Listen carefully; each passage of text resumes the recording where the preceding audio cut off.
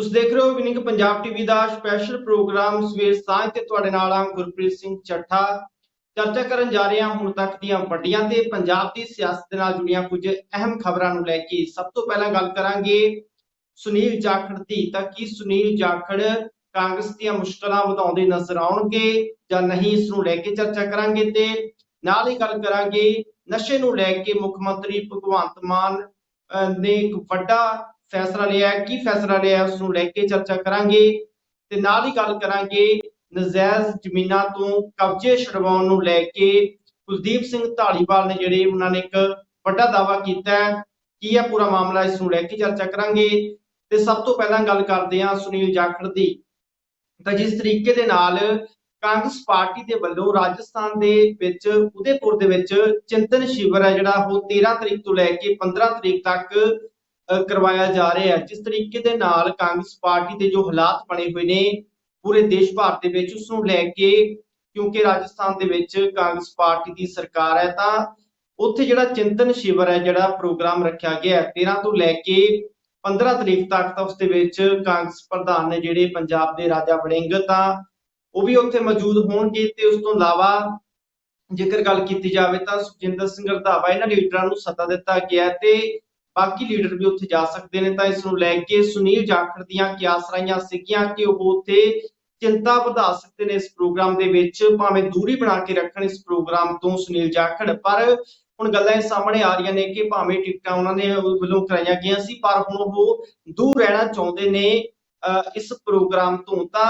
किते ना किते जिस तरीके दे नाल अनुशासन कमेटी दे वल्लों उन्हां दे उत्ते कह सकते हैं कि ਵੱਡੀ ਕਾਰਵਾਈ ਕੀਤੀ ਗਈ ਸੀਗੀ ਕਿ ਉਹਨਾਂ ਨੂੰ 2 ਸਾਲ ਦੇ ਲਈ ਸਸਪੈਂਡ ਕਰਨ ਦਾ ਜਿਹੜਾ ਫੈਸਲਾ ਲਿਆ ਸੀਗਾ। ਤੇ ਉਧਰ ਫੈਸਲਾ ਹਾਈ ਕਮਾਨ ਕੋਲ ਭੇਜ ਦਿੱਤਾ ਸੀ, ਪਰ ਹਾਈ ਕਮਾਨ ਨੇ ਸੁਨੀਲ ਜਾਖੜ ਦੇ ਉੱਤੇ ਕੋਈ ਜਿਹਾ ਐਕਸ਼ਨ ਨਹੀਂ ਲਿਆ, ਕਿਉਂਕਿ ਜੋ ਹਾਲਾਤ ਬਣੇ ਹੋਏ ਨੇ ਕਾਂਗਰਸ ਪਾਰਟੀ ਦੇ, ਤਾਂ ਕੈਪਟਨ ਅਮਰਿੰਦਰ ਸਿੰਘ ਪਾਰਟੀ ਛੱਡ ਕੇ ਜਾ ਚੁੱਕੇ ਨੇ। ਜਿਸ ਤਰੀਕੇ ਨਾਲ ਉਹਨਾਂ ਨੂੰ ਪਾਰਟੀ ਚੋਂ ਬਾਹਰ ਕੱਢਿਆ ਗਿਆ, ਸੀਐਮ ਦੇ ਅਹੁਦੇ ਤੋਂ ਅਸਤੀਫਾ ਦੇਣਾ ਪਿਆ ਸੀਗਾ। ਤਾਂ ਉਧਰ ਕਾਂਗਰਸ ਪਾਰਟੀ ਕਿਤੇ ਨਾ ਕਿਤੇ ਇਸ ਚਿੰਤਾ ਦੇ ਵਿੱਚ ਸੀਗੀ ਕਿ ਨਵਜੋਤ ਸਿੰਘ ਸਿੱਧੂ ਦੇ ਵੱਲੋਂ ਪਹਿਲਾਂ ਹੀ ਜਿਹੜੀਆਂ ਪਾਰਟੀ ਵਿਰੋਧੀ ਗਤੀਵਿਧੀਆਂ ਕੀਤੀਆਂ ਜਾ ਰਹੀਆਂ ਨੇ, ਦੋਸ਼ ਲੱਗਦੇ ਸੀਗੇ। ਤਾਂ ਇਹ ਕਿਹਾ ਜਾ ਰਿਹਾ ਸੀਗਾ ਕਿ ਜੇ ਨਵਜੋਤ ਸਿੰਘ ਸਿੱਧੂ ਇਹ ਪਾਰਟੀ ਛੱਡ ਦਿੰਦੇ ਨੇ ਤਾਂ ਉਸ ਤੋਂ ਬਾਅਦ ਜੇਕਰ ਪਾਰਟੀ ਦੀ ਗੱਲ ਕੀਤੀ ਜਾਵੇ ਤਾਂ ਵੱਡੇ ਚਿਹਰੇ ਨੇ ਜਿਹੜੇ ਉਹ ਸੁਖਰੂ ਪਾਰਟੀ ਕਰੇਗੀ ਜਾਂ ਹੋ ਸਕਦੇ ਨੇ। ਤਾਂ ਉਸ ਤੋਂ ਬਾਅਦ ਪਾਰਟੀ ਦੇ ਹਾਲਾਤ ਜਿਹੜੇ ਹੋਰ ਗੰਭੀਰ ਹੋ ਸਕਦੇ ਨੇ। ਇਸ ਨੂੰ ਲੈ ਕੇ ਕਿਤੇ ਨਾ ਕਿਤੇ ਕਾਂਗਰਸ ਪਾਰਟੀ ਨੇ ਇਹ फैसला जिहड़ा नहीं लिया हैगा।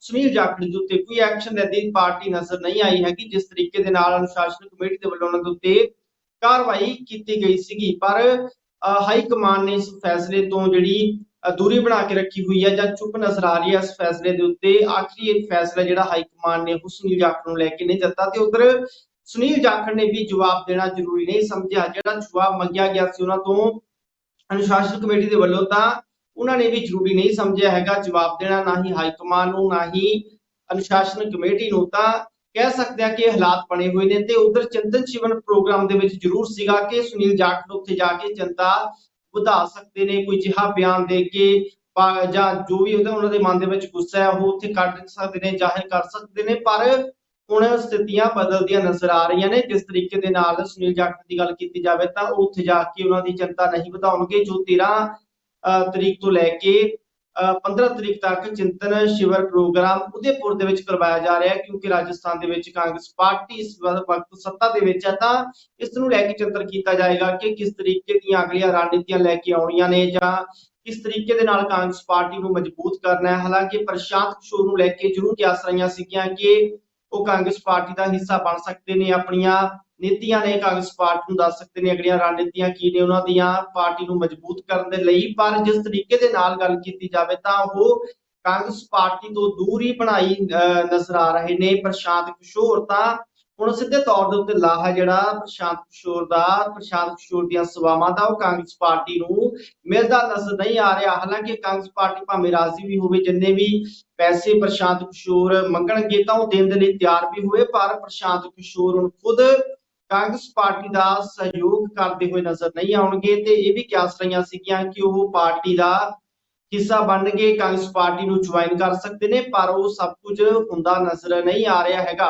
तां नाल ही गल कीती जावे तां नवजोत सिंह सिद्धू दे नाल जिहड़ियां मुलाकातां होईयां सीगियां प्रशांत किशोर दीयां, तां ਉਸ ਨੂੰ ਲੈ ਕੇ ਵੀ ਜ਼ਰੂਰ ਸੀਗਾ ਕਿ ਨਵਜੋਤ ਸਿੰਘ ਸਿੱਧੂ ਦੇ ਉੱਤੇ ਜਿਹੜੀ ਅਨੁਸ਼ਾਸਨ ਕਮੇਟੀ ਦੇ ਵੱਲੋਂ ਕਾਰਵਾਈ ਦੇ ਲਈ ਜਿਹੜੇ ਪੁਰਾਣੇ ਲੈਟਰ ਨੇ, ਭਾਵੇਂ ਅਮਰਿੰਦਰ ਸਿੰਘ ਰਾਜਾਵੜੇ ਦੀ ਗੱਲ ਹੋਵੇ, ਭਾਵੇਂ ਹਰੀਸ਼ ਚੌਧਰੀ ਦੀ ਗੱਲ ਹੋਵੇ, ਤਾਂ ਉਹ ਚਿੱਠੀਆਂ ਨੇ ਜਿਹੜੀਆਂ ਉਹਨਾਂ ਨੂੰ ਭੇਜਿਆ ਗਿਆ ਅਨੁਸ਼ਾਸਨ ਕਮੇਟੀ ਨੂੰ। ਇਹ ਸਭ ਕੁਝ ਇਸ ਲਈ ਹੁੰਦਾ ਨਜ਼ਰ ਆਇਆ ਕਿਉਂਕਿ ਨਵਜੋਤ ਸਿੰਘ ਸਿੱਧੂ ਦੀ ਗੱਲ ਕੀਤੀ ਜਾਵੇ ਤਾਂ ਉਹਨਾਂ ਦੇ ਨਾਲ ਜਿਹੜੀਆਂ ਪ੍ਰਸ਼ਾਂਤ ਕਿਸ਼ੋਰ ਦੀਆਂ ਤਸਵੀਰਾਂ ਵਾਇਰਲ ਹੋਈਆਂ ਤਾਂ ਕਾਂਗਰਸ ਪਾਰਟੀ ਕਿਤੇ ਨਾ ਕਿਤੇ ਇਸ ਡਰ ਦੇ ਵਿੱਚ ਸੀਗੀ ਕਿ ਜੇਕਰ ਪ੍ਰਸ਼ਾਂਤ ਕਿਸ਼ੋਰ ਆਪਣੀ ਪਾਰਟੀ ਬਣਾਉਂਦੇ ਨੇ ਤਾਂ ਨਵਜੋਤ ਸਿੰਘ ਸਿੱਧੂ ਸੁਭਾਵਿਕ ਤੌਰ ਤੇ ਉੱਤੇ ਉਹਨਾਂ ਦੇ ਨਾਲ ਜਾਣਗੇ। ਤਾਂ ਇਸ ਲਈ ਕਾਂਗਰਸ ਪਾਰਟੀ ਹੈ ਜਿਹੜੀ ਉਹ ਉਹਨਾਂ ਨੇ ਐਕਸ਼ਨ ਲੈਣ ਦੀ ਗੱਲ ਸੋਚੀ ਕਿ ਨਵਜੋਤ ਸਿੰਘ ਸਿੱਧੂ ਦੇ ਉੱਤੇ ਜਿਹੜੀ ਗੈਰ ਪਾਰਟੀ ਦੇ ਲਈ ਜ਼ਿੰਮੇਵਾਰੀਆਂ ਨੇ, ਗਤੀਵਿਧੀਆਂ ਨੇ, ਉਸ ਨੂੰ ਲੈ ਕੇ ਉਹਨਾਂ ਦੇ ਉੱਤੇ ਕਾਰਵਾਈ ਕੀਤੀ ਜਾਵੇ।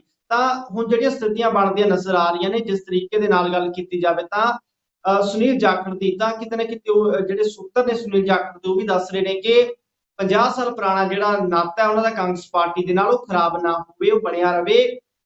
ਭਾਵੇਂ ਉਹ ਕਾਂਗਰਸ ਪਾਰਟੀ ਦੇ ਨਾਲ ਨੇੜਤਾ ਵਿਖਾਉਂਦੇ ਨਜ਼ਰ ਨਹੀਂ ਆ ਰਹੇ, ਪਰ ਇਸ ਜਿਹੜਾ ਪ੍ਰੋਗਰਾਮ ਹੈ ਉਸ ਦੇ ਵਿੱਚ ਕਾਂਗਰਸ ਪਾਰਟੀ ਦੇ ਖਿਲਾਫ ਕੋਈ ਵੀ ਜਹੀ ਗਤੀਵਿਧੀ ਕਰਦੇ ਨਜ਼ਰ ਨਹੀਂ ਆਉਣਗੇ ਕਿਉਂਕਿ 50 ਸਾਲ ਪੁਰਾਣਾ ਨਾਤਾ ਕਾਂਗਰਸ ਪਾਰਟੀ ਦੇ ਨਾਲ ਉਹਨਾਂ ਦਾ ਰਿਹਾ। ਇੱਕ ਸੀਨੀਅਰ ਲੀਡਰ ਰਹੇ ਨੇ ਸੁਨੀਲ ਜਾਖੜ, ਇਸ ਦੇ ਲਈ ਇਹ ਗੱਲਾਂ ਸਾਹਮਣੇ ਆ ਰਹੀਆਂ ਨੇ ਕਿ ਅਜਿਹੀਆਂ ਗਤੀਵਿਧੀਆਂ ਉਹ ਕਰਦੇ ਨਜ਼ਰ ਨਹੀਂ ਆਉਣਗੇ। ਤਾਂ ਉਧਰ ਨਵਜੋਤ ਸਿੰਘ ਸਿੱਧੂ ਨੂੰ ਲੈ ਕੇ ਵੀ ਗੱਲ ਕਰੀਏ ਤਾਂ ਕਿਤੇ ਨਾ ਕਿਤੇ ਨਵਜੋਤ ਸਿੰਘ ਸਿੱਧੂ ਨੇ ਜਿਹੜੇ ਉਹ ਵੀ ਇੱਕ ਅਲੱਗ ਲਹਿਜੇ ਦੇ ਵਿੱਚ ਚੱਲ ਰਹੇ ਨੇ, ਪਰ ਆਉਣ ਵਾਲੇ ਸਮੇਂ ਦੇ ਵਿੱਚ ਕਿਸ ਤਰੀਕੇ ਦੇ ਨਾਲ ਨਵਜੋਤ ਸਿੰਘ ਸਿੱਧੂ ਪਾਰਟੀ ਦੇ ਨਾਲ ਰਹਿੰਦੇ ਨੇ ਜਾਂ ਫਿਰ ਪਾਰਟੀ ਨੂੰ ਛੱਡਦੇ ਨੇ, ਕੋਈ ਵੀ ਫੈਸਲਾ ਲੈਂਦੇ ਨੇ, ਉਹ ਵੀ ਦੇਖਣ ਵਾਲੀ ਗੱਲ ਹੋਏਗੀ। ਫਿਲਹਾਲ ਪਾਰਟੀ ਦੇ ਨਾਲ ਜੁੜੇ ਹੋਏ ਨੇ ਲੀਡਰ, ਭਾਵੇਂ ਸੁਨੀਲ ਜਾਖੜ ਦੀ ਗੱਲ ਕੀਤੀ ਜਾਵੇ, ਨਵਜੋਤ ਸਿੱਧੂ ਦੀ ਗੱਲ ਕੀਤੀ ਜਾਵੇ, ਤਾਂ ਇਹ ਵੀ ਹੈ ਕਿ ਜਿਸ ਤਰੀਕੇ ਦੇ ਨਾਲ ਅਨੁਸ਼ਾਸਨ ਕਮੇਟੀ ਵੱਲੋਂ ਜੇਕਰ ਨਵਜੋਤ ਸਿੰਘ ਸਿੱਧੂ ਤੇ ਕੋਈ ਕਾਰਵਾਈ ਹੁੰਦੀ ਹੈ ਤਾਂ ਉਸ ਤੋਂ ਬਾਅਦ ਕੀ ਹਾਈ ਕਮਾਨ ਕਾਰਵਾਈ ਕਰੇਗੀ, ਇਹ ਵੀ ਦੇਖਣਾ ਬਾਕੀ ਹੋਏਗਾ।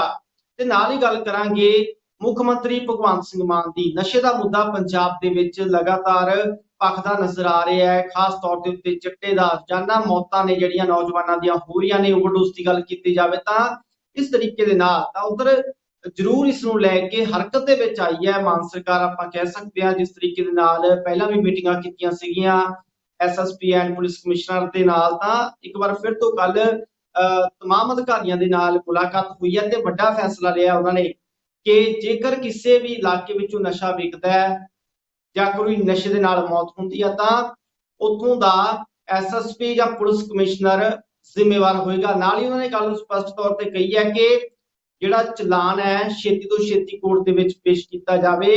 ਜੇਕਰ ਚਲਾਨ ਜਲਦ ਪੇਸ਼ ਨਹੀਂ ਕੀਤਾ ਜਾਂਦਾ ਕੋਰਟ ਦੇ ਵਿੱਚ ਤਾਂ ਐਸਐਸਪੀ ਅਤੇ ਪੁਲਿਸ ਕਮਿਸ਼ਨਰ ਜ਼ਿੰਮੇਵਾਰ ਹੋਣਗੇ। ਤਾਂ ਸਿੱਧੇ ਤੌਰ ਦੇ ਉੱਤੇ ਹਦਾਇਤਾਂ ਨੇ ਮਾਨ ਸਰਕਾਰ ਦੇ ਵੱਲੋਂ ਦੇ ਦਿੱਤੀਆਂ ਗਈਆਂ ਨੇ। ਇਸ ਨੂੰ ਲੈ ਕੇ ਸਾਫ਼ ਕਰ ਦਿੱਤਾ ਗਿਆ ਕਿ ਨਸ਼ੇ ਨੂੰ ਲੈ ਕੇ ਸੰਜੀਦਗੀ ਦਿਖਾਈ ਜਾਵੇ। ਜਿਸ ਤਰੀਕੇ ਦੇ ਨਾਲ ਰੋਜ਼ਾਨਾ ਖਬਰਾਂ ਸਾਹਮਣੇ ਆਉਂਦੀਆਂ ਨੇ, ਓਵਰਡੋਜ਼ ਕਾਰਨ ਨਸ਼ੇ ਨਾਲ ਨੌਜਵਾਨਾਂ ਦੀ ਮੌਤ ਹੁੰਦੀ ਹੈ, ਕਈ ਪਿੰਡਾਂ ਦੇ ਵਿੱਚ ਦੋਸ਼ ਲੱਗਦੇ ਨੇ ਕਿ ਸਾਡੇ ਪਿੰਡ ਦੇ ਵਿੱਚ ਹੀ ਨਸ਼ਾ ਵੇਚਦਾ। ਸਿੱਧੇ ਤੌਰ ਦੇ ਉੱਤੇ ਅਜਿਹੀਆਂ ਗਤੀਵਿਧੀਆਂ ਹੁੰਦੀਆਂ ਨਜ਼ਰ ਆ ਰਹੀਆਂ ਨੇ ਤਾਂ ਲੋਕ ਇਲਜ਼ਾਮ ਲਾਉਂਦੇ ਨੇ ਕਿ ਪਿੰਡ ਦੇ ਵਿੱਚ ਨਸ਼ਾ ਵਿਕਦਾ ਹੈ, ਸ਼ਰੇਆਮ ਵਿਕਦਾ ਹੈ, ਪੁਲਿਸ ਆਉਂਦੀ ਹੈ, ਪੈਸੇ ਲੈ ਕੇ ਚਲੀ ਜਾਂਦੀ ਹੈ। ਤਾਂ तमाम ਘਟਨਾਵਾਂ ਸਾਹਮਣੇ ਆਉਂਦੀਆਂ ਨੇ, ਪਰ ਕਿਤੇ ਨਾ ਕਿਤੇ ਸਰਕਾਰ ਐਕਸ਼ਨ ਦੇ ਵਿੱਚ ਨਹੀਂ ਹੁੰਦੀ ਹੈਗੀ। ਪਰ ਜਿਸ ਤਰੀਕੇ ਨਾਲ ਹੁਣ ਹਦਾਇਤਾਂ ਕੀਤੀਆਂ ਗਈਆਂ ਨੇ ਤਾਂ ਦੇਖਣਾ ਹੋਏਗਾ ਕਿ ਕੀ ਪੁਲਿਸ ਕਮਿਸ਼ਨਰ ਐਸਐਸਪੀ ਦੀਆਂ ਹਦਾਇਤਾਂ ਨੇ ਜਿਹੜੀਆਂ ਉਹਦੇ ਉੱਤੇ ਇਸ ਤਰੀਕੇ ਦੀ ਕਾਰਵਾਈ ਹੁੰਦੀ ਨਜ਼ਰ ਆਏਗੀ ਕਿ ਜ਼ਮੀਨੀ ਪੱਧਰ ਤੇ ਜਿਹੜੀ ਪੁਲਿਸ ਹੈ ਉਹ ਐਕਟਿਵ ਨਜ਼ਰ ਆਏਗੀ। ਇਹ ਨਸ਼ੇ ਦੇ ਮੁੱਦੇ ਨੂੰ ਲੈ ਕੇ ਉਹ ਵੀ ਦੇਖਣਾ ਬਹੁਤ ਅਹਿਮ ਹੋਵੇਗਾ ਆਉਣ ਵਾਲੇ ਸਮੇਂ ਦੇ ਵਿੱਚ। ਤਾਂ ਸਿੱਧੇ ਤੌਰ ਦੇ ਉੱਤੇ ਹਦਾਇਤਾਂ ਨੇ ਜਿਹੜੀਆਂ ਕਰ ਦਿੱਤੀਆਂ ਗਈਆਂ ਨੇ ਤੇ ਇਸੇ ਮੀਟਿੰਗ ਦੇ ਵਿੱਚ ਇੱਕ ਅਹਿਮ ਗੱਲ ਵੀ ਸਾਹਮਣੇ ਆਈ ਹੈ। ਜਦੋਂ ਕੋਈ ਵੀ ਡਰੱਗ ਸਮਗਲਰ ਫੜਿਆ ਜਾਂਦਾ ਹੈ ਤਾਂ ਪੁਲਿਸ ਦੇ ਵੱਲੋਂ ਵੱਡੇ ਪੱਧਰ ਦੇ ਉੱਤੇ ਪ੍ਰੈਸ ਕਾਨਫਰੰਸ ਕੀਤੀਆਂ ਜਾਂਦੀਆਂ ਨੇ, ਮੀਡੀਆ ਨੂੰ ਦੱਸਿਆ ਜਾਂਦਾ ਹੈ ਜੋ ਵੀ ਪੁਲਿਸ ਦੇ ਵੱਲੋਂ ਕਾਮਯਾਬੀ ਹੁੰਦੀ ਹੈ। ਤਾਂ ਇੱਕ ਗੱਲ ਸਾਫ਼ ਤੌਰ ਦੇ ਉੱਤੇ ਨਜ਼ਰ ਆਉਂਦੀ ਹੈ ਕਿ ਭਾਵੇਂ ਮੀਡੀਆ ਦੇ ਵੱਲੋਂ ਕਹਿ ਲਿਆ ਜਾਵੇ ਕਿ ਸਵਾਲ ਪੁੱਛਿਆ ਜਾਂਦਾ ਹੈ ਕਿ ਜਿਹੜਾ ਵੀ ਤੁਸੀਂ ਨਸ਼ਾ ਫੜਿਆ ਹੈ ਫਲਾਣੇ ਲੋਕਾਂ ਤੋਂ ਤਾਂ ਉਸਦੀ ਕੀਮਤ ਕੀ ਹੈ, ਬਾਜ਼ਾਰੀ ਕੀਮਤ ਕੀ ਹੈ, ਉਸਦੀ ਅੰਤਰਰਾਸ਼ਟਰੀ ਬਾਜ਼ਾਰ ਵਿੱਚ ਕੀ ਕੀਮਤ ਹੈ। ਇਹ ਇਸ ਤਰ੍ਹਾਂ ਦੇ ਸਵਾਲ ਪੁੱਛੇ ਜਾਂਦੇ ਨੇ ਤੇ ਉਧਰ ਮਾਨ ਸਰਕਾਰ ਨੇ ਹੁਣ ਇਹ ਗੱਲ ਕਹੀ ਹੈ, ਹਦਾਇਤਾਂ ਕੀਤੀਆਂ ਨੇ ਪੁਲਿਸ ਨੂੰ ਕਿ ਨਸ਼ੇ ਦੀ ਜਿਹੜੀ ਹੈ ਕੀਮਤ ਹੈ ਬਾਜ਼ਾਰੀ ਕੀਮਤ ਨਾ ਦੱਸੀ ਜਾਵੇ। ਉਸਦਾ ਸਭ ਤੋਂ ਵੱਡਾ ਕਾਰਨ ਇਹ ਹੈ ਕਿ ਜਦੋਂ ਉਹ ਗੱਲ ਲੋਕਾਂ ਦੇ ਵਿੱਚ ਜਾਂਦੀ ਹੈ, ਨੌਜਵਾਨਾਂ 'ਚ ਜਾਂਦੀ ਹੈ ਤਾਂ ਸਿੱਧੇ ਤੌਰ ਦੇ ਉੱਤੇ ਹਰ ਬੰਦਾ ਇਸ ਕੰਮ ਵੱਲ ਆਕਰਸ਼ਿਤ ਹੁੰਦਾ ਹੈ ਕਿ ਇੰਨਾ ਮਹਿੰਗਾ ਨਸ਼ਾ ਹੈ ਤਾਂ ਇਹ ਕੰਮ ਹੀ ਠੀਕ ਰਹੇਗਾ ਜੇਕਰ ਅਸੀਂ ਕਰ ਲਈਏ ਤਾਂ ਕਿਤੇ ਨਾ ਕਿਤੇ ਲੋਕ ਉਸ ਕੰਮ ਵੱਲ ਨੂੰ ਪ੍ਰਭਾਵਿਤ ਹੁੰਦੇ ਨੇ। ਭਾਵੇਂ ਗੈਰ ਕਾਨੂੰਨੀ ਕੰਮ ਹੈ ਨਸ਼ਾ ਵੇਚਣਾ, ਤਾਂ ਮਾਨ ਸਰਕਾਰ ਭਗਵੰਤ ਮਾਨ ਮੁੱਖ ਮੰਤਰੀ ਨੇ ਸਪਸ਼ਟ ਕੀਤਾ ਹੈ ਕਿ ਉਧਰ ਨੂੰ ਲੋਕ ਆਕਰਸ਼ਿਤ ਨਾ ਹੋਣ, ਇਸ ਲਈ ਅੰਤਰਰਾਸ਼ਟਰੀ ਬਾਜ਼ਾਰ ਜਾਂ ਫਿਰ ਬਾਜ਼ਾਰੀ ਕੀਮਤ ਆ ਜਿਹੜੀ ਨਸ਼ੇ ਦੀ ਉਹ ਨਾ ਦੱਸੀ ਜਾਵੇ ਪੁਲਿਸ ਦੇ ਵੱਲੋਂ ਮੀਡੀਆ ਡੋਮੇਨ ਦੇ ਵਿੱਚ। ਤਾਂ ਇੱਕ ਵੱਡਾ ਫੈਸਲਾ ਲਿਆ ਗਿਆ ਨਸ਼ੇ ਨੂੰ ਲੈ ਕੇ, ਜਿਹੜੀਆਂ ਇਹ ਗੱਲਾਂ ਹੁਣ ਸਾਹਮਣੇ ਆ ਰਹੀਆਂ ਨੇ। ਤਾਂ ਦੇਖਣਾ ਹੋਵੇਗਾ ਕਿ ਆਉਣ ਵਾਲੇ ਦਿਨਾਂ ਦੇ ਵਿੱਚ ਪੁਲਿਸ ਹੈ ਕਿਸ ਤਰੀਕੇ ਦੇ ਨਾਲ ਕਾਰਵਾਈ ਕਰਦੀ ਨਜ਼ਰ ਆਉਂਦੀ ਹੈ, ਜਿਸ ਤਰੀਕੇ ਦੇ ਨਾਲ ਹੁਣ ਜ਼ਿੰਮੇਵਾਰੀਆਂ ਤੈਅ ਕਰ ਦਿੱਤੀਆਂ ਗਈਆਂ ਨੇ। ਤਾਂ ਇਸ ਤੋਂ ਪਹਿਲਾਂ ਗੱਲ ਕੀਤੀ ਜਾਵੇ, ਕੈਪਟਨ ਅਮਰਿੰਦਰ ਸਿੰਘ 4.5 ਸਾਲ ਪੰਜਾਬ ਦੇ ਮੁੱਖ ਮੰਤਰੀ ਸੀਗੇ, ਤਾਂ ਉਹਨਾਂ ਦੇ ਵੱਲੋਂ ਵੀ ਇਹ ਫੈਸਲਾ ਲਿਆ ਗਿਆ ਸੀਗਾ, ਕਿਉਂਕਿ ਉਹਨਾਂ ਨੇ ਕਸਮ ਖਾਧੀ ਸੀਗੀ ਕਿ 4 ਹਫ਼ਤਿਆਂ ਦੇ ਅੰਦਰ ਨਸ਼ੇ ਦਾ ਲੱਕ ਤੋੜਿਆ ਜਾਏਗਾ ਪੰਜਾਬ ਦੇ ਵਿੱਚੋਂ। ਪਰ ਲਾਸਟ ਪੀਰੀਅਡ ਦੇ ਦੌਰਾਨ ਜਦੋਂ ਉਹਨਾਂ ਦਾ ਕਾਰਜਕਾਲ ਕੁਝ ਸਮਾਂ ਰਹਿਣ ਵਾਲਾ ਸੀ, ਤਾਂ ਉਹਨਾਂ ਨੇ ਵੀ ਇਹ ਫੈਸਲਾ ਲਿਆ ਸੀਗਾ ਕਿ ਜੇਕਰ ਕਿਤੋਂ ਵੀ ਨਸ਼ਾ ਵਿਕਦਾ ਹੈ, ਉੱਥੋਂ ਦਾ SHO, DSP, SSP, police commissioner ਇਹ ਜ਼ਿੰਮੇਵਾਰ ਹੋਣਗੇ, ਇਹਨਾਂ ਤੇ ਕਾਰਵਾਈ ਕੀਤੀ ਜਾਏਗੀ। ਪਰ ਕਿੰਨੀਆਂ ਕੁ ਕਾਰਵਾਈਆਂ ਹੁੰਦੀਆਂ ਨਜ਼ਰ ਆਈਆਂ ਨੇ, ਇਹ ਸਭ ਕੁਝ ਜੱਗ ਜ਼ਾਹਿਰ ਹੈ। ਕੁਝ ਅੰਕੜਿਆਂ ਨੂੰ ਲੈ ਕੇ ਭਾਵੇਂ ਕਾਰਵਾਈਆਂ ਹੋਈਆਂ ਹੋਣ, ਪਰ ਵੱਡੇ ਪੱਧਰ ਤੇ ਕਾਰਵਾਈਆਂ ਹੁੰਦੀਆਂ ਨਜ਼ਰ ਨਹੀਂ ਆਈਆਂ। ਇਸੇ ਲਈ ਅੱਜ ਇਹ ਹਾਲਾਤ ਬਣੇ ਹੋਏ ਨੇ, ਇਸੇ ਲਈ ਨਸ਼ਾ ਸ਼ਰੇਆਮ ਵਿਕਦਾ ਹੈ, ਇਸ ਲਈ ਨਸ਼ਾ ਦੇ ਕਾਰਨ, ਓਵਰਡੋਜ਼ ਕਾਰਨ ਨੌਜਵਾਨਾਂ ਦੀਆਂ ਮੌਤਾਂ ਹੋ ਰਹੀਆਂ ਨੇ। ਤਾਂ ਸਿੱਧੇ ਤੌਰ ਦੇ ਉੱਤੇ ਇਹ ਗੱਲ ਵੀ ਹੁਣ ਸਪਸ਼ਟ ਹੋ ਚੁੱਕੀ ਹੈ ਕਿ ਮਾਨ ਸਰਕਾਰ ਦੇ ਵੱਲੋਂ ਜ਼ਿੰਮੇਵਾਰੀਆਂ ਤੈਅ ਕਰ ਦਿੱਤੀਆਂ ਗਈਆਂ ਨੇ, ਪਰ ਜ਼ਿੰਮੇਵਾਰੀਆਂ ਕਿਸ ਤਰੀਕੇ ਨਾਲ ਨਿਭਾਈਆਂ ਜਾਂਦੀਆਂ ਨੇ, ਇਹ ਸਵਾਲ ਹੈ। ਇਹ ਦੇਖਣਾ ਅਹਿਮ ਹੋਵੇਗਾ ਕਿ ਪੁਲਿਸ ਕਮਿਸ਼ਨਰ ਤੇ SSP ਆਪਣੀਆਂ ਜ਼ਿੰਮੇਵਾਰੀਆਂ ਜ਼ਮੀਨੀ ਪੱਧਰ ਤੇ ਕਿਸ ਤਰੀਕੇ ਨਾਲ ਨਿਭਾਉਂਦੇ ਨਜ਼ਰ ਆਉਣਗੇ। ਕਿ ਵਾਕਈ ਨਸ਼ਾ ਖਤਮ ਕੀਤਾ ਜਾਏਗਾ, ਜਿਸ ਤਰੀਕੇ ਦੇ ਨਾਲ STF ਵੀ ਬਣਾਈਆਂ ਗਈਆਂ ਨੇ, ਉਸ ਨੂੰ ਲੈ ਕੇ ਵੀ ਦੇਖਣਾ ਹੋਵੇਗਾ ਕਿ ਅੱਗੇ ਕਿਸ ਤਰੀਕੇ ਦੀਆਂ ਕਾਰਵਾਈਆਂ ਨੇ ਕੀਤੀਆਂ ਜਾਂਦੀਆਂ ਨੇ ਨਸ਼ੇ ਨੂੰ ਲੈ ਕੇ। ਤੇ ਨਾਲ ਹੀ ਗੱਲ ਕੀਤੀ ਜਾਵੇ ਤਾਂ ਮਾਨ ਸਰਕਾਰ ਦੇ ਵੱਲੋਂ ਇੱਕ ਅਹਿਮ ਫੈਸਲਾ ਲਿਆ ਗਿਆ ਸੀਗਾ। ਮੁੱਖ ਮੰਤਰੀ ਭਗਵੰਤ ਮਾਨ ਨੇ ਐਲਾਨ ਕੀਤਾ ਸੀਗਾ ਕਿ 31 ਮਈ ਤੱਕ ਸਰਕਾਰੀ ਤੇ ਪੰਚਾਇਤੀ ਜ਼ਮੀਨਾਂ ਦੇ ਉੱਤੋਂ ਕਬਜ਼ੇ ਹਟਾ ਲਏ ਜਾਣ, ਨਹੀਂ ਤਾਂ ਫਿਰ ਪੁਰਾਣੇ ਖਰਚੇ ਤੇ ਨਵੇਂ ਪਰਚੇ ਪਾਏ ਜਾਣਗੇ। ਤਾਂ ਉਸ ਦਾ ਅਸਰ ਵੀ ਹੁੰਦਾ ਹੁਣ ਸਾਫ਼ ਤੌਰ ਤੇ ਨਜ਼ਰ ਆ ਰਿਹਾ ਹੈ। ਲੋਕਾਂ ਨੇ ਆਪਣੇ ਆਪ ਜ਼ਮੀਨਾਂ ਛੱਡਣੀਆਂ ਸ਼ੁਰੂ ਕਰ ਦਿੱਤੀਆਂ ਨੇ, ਜਿਨ੍ਹਾਂ ਨੇ ਸਰਕਾਰੀ ਜ਼ਮੀਨ ਦੇ ਉੱਤੇ ਜਾਂ ਫਿਰ ਪੰਚਾਇਤੀ ਜ਼ਮੀਨ ਤੇ ਕਬਜ਼ਾ ਕੀਤਾ ਹੋਇਆ ਸੀਗਾ। ਤਾਂ ਪੇਂਡੂ ਵਿਕਾਸ ਮੰਤਰੀ ਕੁਲਦੀਪ ਸਿੰਘ ਧਾਲੀਵਾਲ ਨੇ ਹੁਣ ਦਾਅਵਾ ਕੀਤਾ ਹੈ ਕਿ 12 ਦਿਨਾਂ ਦੇ ਅੰਦਰ ਅੰਦਰ 1005 ਕਿੱਲੇ ਨੇ ਜਿਹੜੇ ਜ਼ਮੀਨ ਦੇ ਉਹ ਛੁਡਵਾਏ ਗਏ ਨੇ। ਤਾਂ ਸਿੱਧੇ ਤੌਰ ਦੇ ਉੱਤੇ ਦਾਅਵਾ ਕੀਤਾ ਗਿਆ, ਮਾਫ ਕਰਨਾ, 1008 ਕਿੱਲੇ ਨੇ ਜਿਹੜੀ ਜ਼ਮੀਨ 12 ਦਿਨਾਂ ਦੇ ਅੰਦਰ ਛੁਡਵਾਈ ਗਈ ਹੈ। ਤਾਂ ਇਹ ਦਾਅਵਾ ਹੁਣ ਕੀਤਾ ਗਿਆ ਹੈ। ਤਾਂ 31 ਮਈ ਤੋਂ ਪਹਿਲਾਂ ਕਿੰਨੀਆਂ ਕੁ ਜ਼ਮੀਨਾਂ ਖਾਲੀ ਹੁੰਦੀਆਂ ਨੇ, ਇਹ ਦੇਖਣਾ ਬਾਕੀ ਹੋਏਗਾ। ਫਿਲਹਾਲ ਜਿਹੜਾ ਦਾਅਵਾ ਕੀਤਾ ਜਾ ਰਿਹਾ ਹੈ ਪੇਂਡੂ ਵਿਕਾਸ ਮੰਤਰੀ ਦੇ ਵੱਲੋਂ ਕਿ ਜਿਹੜੇ ਨਜਾਇਜ਼ ਕਬਜ਼ੇ ਕੀਤੇ ਉਸ ਜ਼ਮੀਨਾਂ ਦੇ ਉੱਤੇ, ਸਰਕਾਰੀ ਜ਼ਮੀਨਾਂ ਤੇ ਪੰਚਾਇਤੀ ਜ਼ਮੀਨਾਂ ਦੇ ਉੱਤੇ, ਤਾਂ ਉਹ ਹਟਾਏ ਜਾਣ। ਉਹ ਜ਼ਮੀਨਾਂ ਨੇ ਜਿਹੜੀਆਂ, ਉਸ ਦਾ ਸਿੱਧੇ ਤੌਰ ਦੇ ਉੱਤੇ ਫਾਇਦਾ ਜਿਹੜਾ ਉਹ ਪੰਚਾਇਤਾਂ ਨੂੰ ਹੋਵੇ, ਸਰਕਾਰ ਨੂੰ ਹੋਵੇ, ਸਰਕਾਰੀ ਖਜ਼ਾਨੇ 'ਚ ਪੈਸੇ ਆਉਣ। ਕਹਿੰਦੇ ਇਹ ਨਹੀਂ ਹੈਗਾ ਕਿ ਅਸੀਂ ਉਹ ਜ਼ਮੀਨਾਂ ਦੇ ਉੱਤੇ ਕਬਜ਼ੇ ਕਰਕੇ ਜ਼ਮੀਨਾਂ ਆਪ ਰੱਖਣੀਆਂ ਚਾਹੁੰਦੇ ਆ। ਮਤਲਬ ਇਹ ਹੈ ਕਿ ਉਹ ਜ਼ਮੀਨਾਂ ਦੇ ਨਾਲ ਜਿਹੜੀ ਆਮਦਨ ਹੋਏਗੀ, ਭਾਵੇਂ ਉਹ ਲੀਜ਼ ਤੇ ਦਿੱਤੀਆਂ ਜਾਣ, ਭਾਵੇਂ ਉਹ ਠੇਕੇ ਤੇ ਦਿੱਤੀਆਂ ਜਾਣ, ਤਾਂ ਜਿਹੜਾ ਪੈਸਾ ਆਏਗਾ ਸਰਕਾਰੀ ਖਜ਼ਾਨੇ 'ਚ ਜਾਏਗਾ। ਜੋ ਆਰਥਿਕ ਹਾਲਾਤ ਨੇ ਪੰਜਾਬ ਦੇ ਉਹ ਸੁਧਰ ਸਕਦੇ ਨੇ, ਤਾਂ ਉਹਨਾਂ ਨੂੰ ਸੁਧਾਰਨ ਦੇ ਲਈ ਜਿਹੜੀਆਂ ਗਤੀਵਿਧੀਆਂ ਨੇ ਜਿਹੜੀਆਂ ਉਹ ਕੀਤੀਆਂ ਜਾ ਰਹੀਆਂ ਨੇ ਤੇ ਅਜਿਹੇ ਫੈਸਲੇ ਲਏ ਜਾ ਰਹੇ ਨੇ। ਤੇ ਨਾਲ ਹੀ ਉਹਨਾਂ ਦੇ ਵੱਲੋਂ ਜਿਹੜਾ ਪਿੰਡ ਛਲੇੜੀ ਕਲਾ ਹੈ ਸ਼੍ਰੀ ਫਤਿਹਗੜ੍ਹ ਸਾਹਿਬ ਦਾ, ਤਾਂ ਉੱਥੇ ਵੀ ਕੱਲ ਵੱਡੀ ਕਾਰਵਾਈ ਕਰਦੇ ਹੋਏ ਜਿਹੜੀਆਂ 417 ਏਕੜ ਜ਼ਮੀਨ ਹੈ ਜਿਹੜੀ ਉਹ ਪਿੰਡ ਵਾਸੀਆਂ ਨੇ ਜਿਹੜਾ ਆਪਣੀ ਆਪਸੀ ਸਹਿਮਤੀ ਦੇ ਨਾਲ ਉਹ ਦੇ ਦਿੱਤੀ ਹੈ ਸਰਕਾਰ ਨੂੰ। ਤਾਂ ਖਾਲੀ ਕਰ ਦਿੱਤੀ ਹੈ ਜਿਹੜੀ 417 ਏਕੜ ਜ਼ਮੀਨ ਸੀਗੀ। ਤਾਂ ਉੱਥੇ ਜਿਹੜਾ ਮੰਤਰੀ ਕੁਲਦੀਪ ਸਿੰਘ ਧਾਲੀਵਾਲ ਪਹੁੰਚਦੇ ਨੇ ਤਾਂ ਇਸ ਫੈਸਲੇ ਦਾ ਸਵਾਗਤ ਕਰਦੇ ਨੇ, ਸਭ ਦਾ ਧੰਨਵਾਦ ਕਰਦੇ ਨੇ। ਕਹਿੰਦੇ ਕਿ ਇੱਥੇ ਮੈਂ ਧੰਨਵਾਦ ਕਰਨ ਦੇ ਲਈ ਆਇਆ ਜਿਹੜਾ ਫੈਸਲਾ ਲਿਆ ਗਿਆ, ਕਿਉਂਕਿ ਮਾਨ ਸਰਕਾਰ ਦੇ ਫੈਸਲੇ ਦਾ ਵੱਡੇ ਪੱਧਰ ਤੇ ਅਸਰ ਦੇਖਣ ਨੂੰ ਮਿਲ ਰਿਹਾ ਤੇ ਸਰਕਾਰੀ ਤੇ ਨਜਾਇਜ਼ ਜ਼ਮੀਨਾਂ ਦੇ ਉੱਤੇ ਜਿਹੜੇ ਨਜਾਇਜ਼ ਕਬਜ਼ੇ ਕੀਤੇ ਹੋਏ ਨੇ ਉਹ ਆਪਣੇ ਆਪ ਹੁਣ ਛੱਡੇ ਜਾ ਰਹੇ ਨੇ, ਛੱਡਣੇ ਸ਼ੁਰੂ ਕਰ ਦਿੱਤੇ ਗਏ ਨੇ। ਤਾਂ ਇੱਕ ਵੱਡੀ ਪਹਿਲ ਕਦਮੀ ਹੈ, ਕਿਉਂਕਿ 417 ਏਕੜ ਜ਼ਮੀਨ ਬਹੁਤ ਜ਼ਿਆਦਾ ਹੁੰਦੀ ਹੈ। ਜਿਹੜੀ ਇੱਕ ਪਿੰਡ ਦੇ ਵਿੱਚ ਆਪਾਂ ਕਹਿ ਲਈ ਜਾਵੇ ਤਾਂ ਉੱਥੇ ਇੰਨੀ ਜ਼ਿਆਦਾ ਜ਼ਮੀਨ ਹੈ ਜਿਹੜੀ ਸਰਕਾਰ ਦੇ ਹਵਾਲੇ ਆ ਉਹ ਕਰ ਦਿੱਤੀ ਗਈ ਹੈ। ਤੇ ਇਸ ਤੋਂ ਕਿਸ ਤਰੀਕੇ ਦੇ ਨਾਲ ਆਮਦਨੀ ਦਾ ਸਾਧਨ ਬਣਾਏ ਜਾਣਗੇ ਸਰਕਾਰ ਦੇ ਵੱਲੋਂ, ਇਹ ਵੀ ਦੇਖਣਾ ਅਹਿਮ ਹੋਵੇਗਾ। ਤਾਂ ਇਹ ਵੱਡਾ ਫੈਸਲਾ ਜਿਹੜਾ ਪਿੰਡ ਵਾਸੀਆਂ ਨੇ ਲਿਆ ਗਿਆ। ਤੇ ਨਾਲ ਹੀ ਕੁਲਦੀਪ ਸਿੰਘ ਧਾਲੀਵਾਲ ਜਿਹੜੇ ਪੇਂਡੂ ਵਿਕਾਸ ਮੰਤਰੀ, ਉਹਨਾਂ ਨੇ ਇਸ ਫੈਸਲੇ ਦਾ ਸਵਾਗਤ ਕਰਦਿਆਂ ਹੋਇਆਂ ਕਿਹਾ ਹੈ ਕਿ ਪਿੰਡ ਦੇ ਵਿੱਚ ਸਹੂਲਤਾਂ ਦਿੱਤੀਆਂ ਜਾਣਗੀਆਂ, ਖਾਸ ਤੌਰ ਤੇ ਸਰਕਾਰੀ ਪਸ਼ੂ ਹਸਪਤਾਲ ਬਣਾਉਣ ਦੀ ਉਹਨਾਂ ਨੇ ਗੱਲ ਕਹੀ ਹੈ। ਜਿਸ ਤਰੀਕੇ ਨਾਲ ਕਹਿੰਦੇ ਫੈਸਲਾ ਲਿਆ ਹੈ ਤਾਂ ਅਸੀਂ ਹਰ ਤਰ੍ਹਾਂ ਦੀ ਸਹੂਲਤ ਦੇਵਾਂਗੇ ਪਿੰਡ ਦੇ ਵਿੱਚ ਤੇ ਖਾਸ ਤੌਰ ਦੇ ਉੱਤੇ ਇੱਕ ਸਰਕਾਰੀ ਪਸ਼ੂ ਹਸਪਤਾਲ ਬਣਾ ਕੇ ਦੇਵਾਂਗੇ। ਤਾਂ ਹੁਣ ਕਹਿ ਸਕਦੇ ਹਾਂ ਕਿ ਕਿਤੇ ਨਾ ਕਿਤੇ ਮਾਨ ਸਰਕਾਰ ਉਹਨਾਂ ਦਾ ਧੰਨਵਾਦ ਵੀ ਕਰਦੀ ਨਜ਼ਰ ਆ ਰਹੀ ਹੈ।